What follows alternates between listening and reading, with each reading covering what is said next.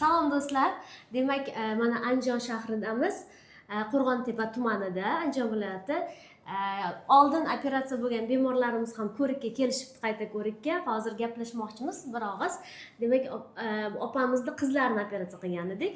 Qizlar endi hijolat bo'lishdi, shunga o'zim gapiraman deydi. Qizingizni holatlari qanaqa? Qizimni holatlari mana siz operatsiya qilganingizdan buyog'iga yaxshi, ovqatlanishlari yaxshi, ichib kelishlari yaxshi. O'zi operatsiyaga necha kun bo'ldi? Operatsiyaga 19 kun bo'ldi. Shuni davomida mana ichlari yaxshi, har kuni kelib, bir mahal, ikki mahaldan har kuni kelyapti vaqtida, o'z vaqtida. Ovqat yeyishlari yaxshi. Holatlari ham rosa yaxshi. Bizda kameraga tushishga xohlashmadi-yu. Demak, bularda qizlarida biz ich qotish bo'yicha operatsiya o'tkazganmiz. Laparoskopik usulda juda yengil o'tgan.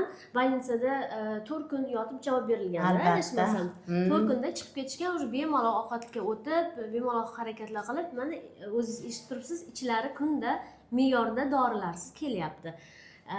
Qanaqa takliflaringiz, qanaqa shikoyatlaringiz bor? Shikoyatlarimiz yo'q.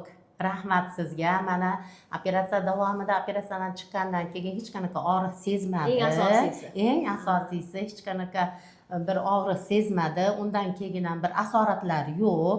Operatsiyadan yaxshi chiqdi.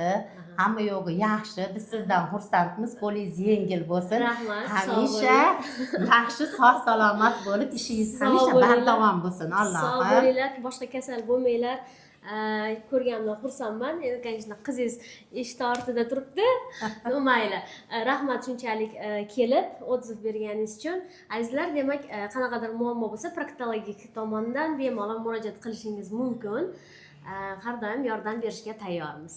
Albatta, mana shu Nilufar-xonni taklif qilaman hammalarga. Rahmat, sog' bo'ling. Rahmat sizga ham. Xo'p.